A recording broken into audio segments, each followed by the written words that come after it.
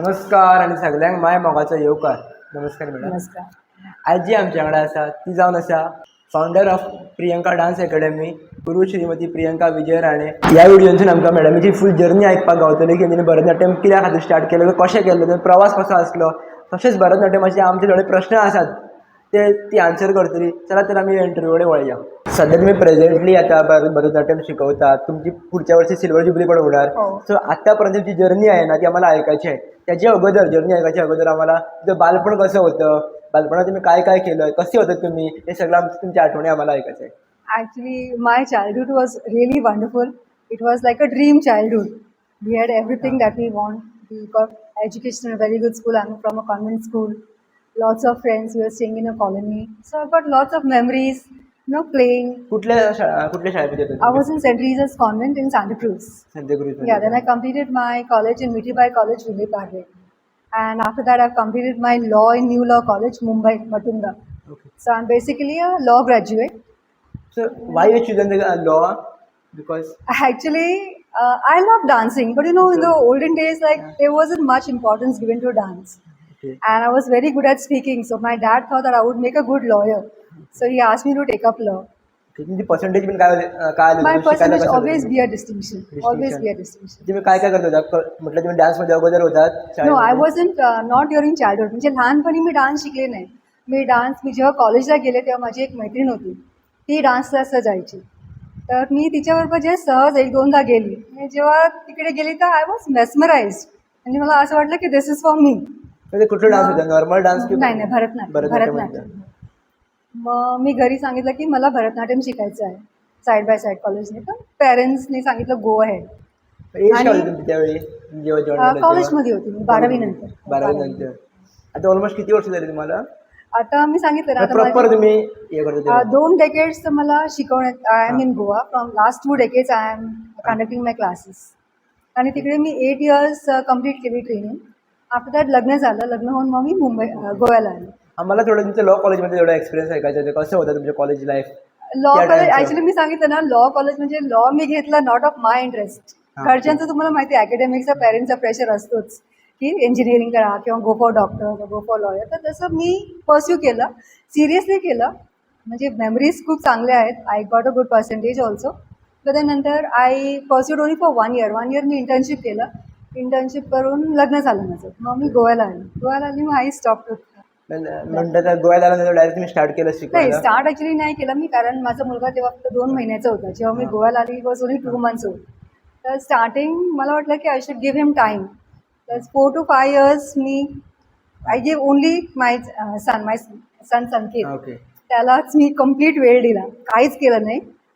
नंतर he started going to school. तो नर्सरीमध्ये गेला तेव्हा मी घरी एकटी असायची. तेव्हा मला वाटलं की नाही, काहीतरी केलं पाहिजे. म्हणून मग मी माझ्या मिस्टरने विचारलं की मला काहीतरी करायचं आहे. तर ते म्हणाले की तू डान्स शिकलेली आहेस, वाय डोंट यू स्टार्ट. पण तुम्ही लॉ पण केला होता ना, तुम्ही लॉ कशाला सुरुवात केली? लॉ कारण इथे मला लँग्वेज प्रॉब्लेम. मला कोकणी कसं जमत नाही आणि local language for law it is very necessary. आणि कधी मी अटेम्प्ट पण केलं नाही कोकणी बोलायचं. तर एक थोडं लँग्वेज इश्यू होता. आणि बेसिकली म्हणजे मला इंटरेस्ट पण होता त्याच्यात. केलं होतं मी as per my parents wish. I completed. Internship पण केलं. पण गोव्याला आल्यानंतर घरी चालू केलं.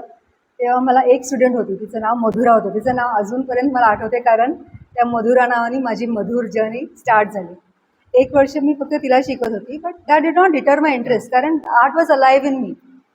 मग slowly next year I had 7, the next year I had 12. आणि मग जेव्हा हा स्टुडंट्स बाहेर परफॉर्म करायला लागले तेव्हा माझं नाव म्हणजे अकॅडमीला फेम मिळत गेलं. आणि मेन म्हणजे आम्ही हे इंटरस्टेट कॉम्पिटिशन चालू होतं मुंबईला, इंटरस्टेट. त्याच्यात आम्हाला प्रथम मिळालं होतं वाव. पारितोषिक. मग आफ्टर दिस अवॉर्ड म्हणजे I was well known all over Goa. And then my students increase in geometric ratio. मैक्याचे 2, 2चे 4, 4चे 8 असं वाढत गेलं. तुम्ही मुलांना बॅलन्स कसे काय करतात शिकवताना? मुलांचं माइंडसेट बघणं, हे मूड बघणं, की मूड ऑफ असतो डान्स करण्याच्या वेळी? नाही, ॲक्च्युली जास्त करून जी मुलं येतात ना त्यांना इंटरेस्ट असतो. तर मूडचा प्रश्नच येत नाही. They are very happy to come to class. म्हणजे मला तसं कधी असं आढळलं नाही की त्याला मूड नाही. आणि समजा असे काही स्टुडंट्स असतात ज्यांना इंटरेस्ट नसतो आणि पॅरेंट्सना असं वाटतं की त्यांनी शिकलं पाहिजे.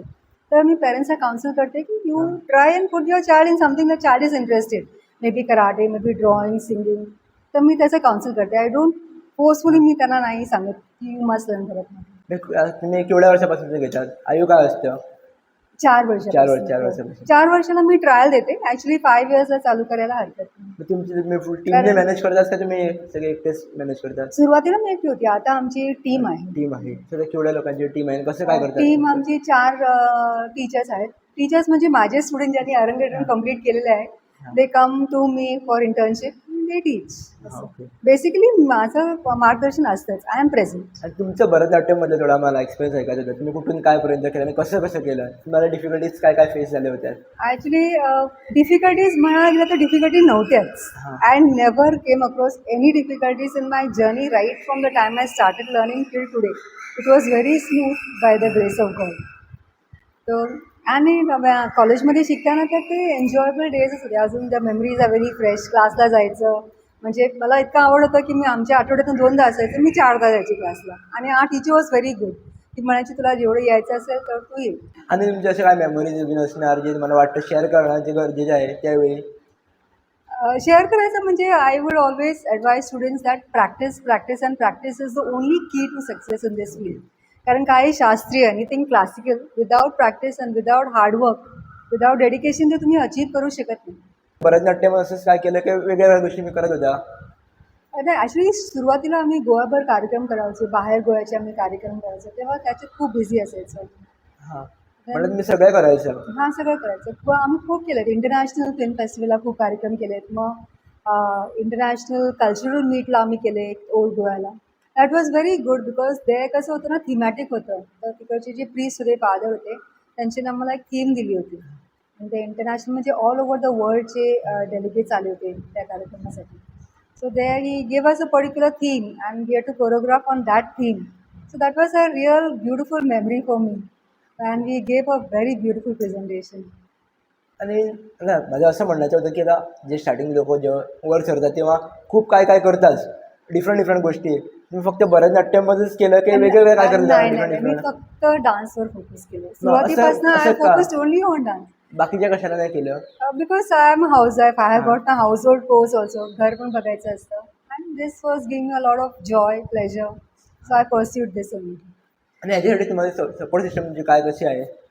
सपोर्ट सिस्टम तुमची सपोर्ट सिस्टम म्हणजे आय मीन नेहमी म्हणजे माझे सगळ्या इंटरव्ह्यूमध्ये तू बघणार मला जे माझे इनलॉज आहेत दे वर रिअली 100% सपोर्टिव्ह. माय हजबंड ॲब्सोल्युटली सपोर्टिव्ह. म्हणजे त्यांचा जो आधार, त्यांचा जो सपोर्ट मिळाला त्याच्यामुळेच मी एवढे पुढे जाऊ शकली. आणि जी तुमच्या डान्स अकॅडमी आहे त्यांनी तुमचं नाव तुम्ही दिलं आहे, मग तुमचं नाव असं कशाला दिलं आहे का म्हणतो मी? जस्ट ॲक्च्युली तेव्हा कधी मी सांगू तुला, जेव्हा मी सुरुवातीला एक स्टुडंटला घेऊन चालू केलं होतं, माझी जर्नी एवढी सुंदर आणि एवढी लांब आणि एवढी फेमस होणार दॅट आय नेवर पर्सिव्ह. ते काय नाव द्यायचं? प्रियंकाच नाव दिलं होतं. It was not actually decided वगैरे असं काय नव्हतं, सहज दिलं होतं. जस्ट एक तुमचा व्ह्यू पण आम्हाला ऐकायचा आहे की गोव्याची जी लोक आहे तुम्ही सुरुवात केली तुमचं सपोर्ट गोव्याच्या लोकांकडून मला कसं काय भेटलं आणि कशी काय आहे? ॲक्च्युली खरं सांगायचं ना, मी मनापासनं इकडच्या लोकांचा आभार मानते.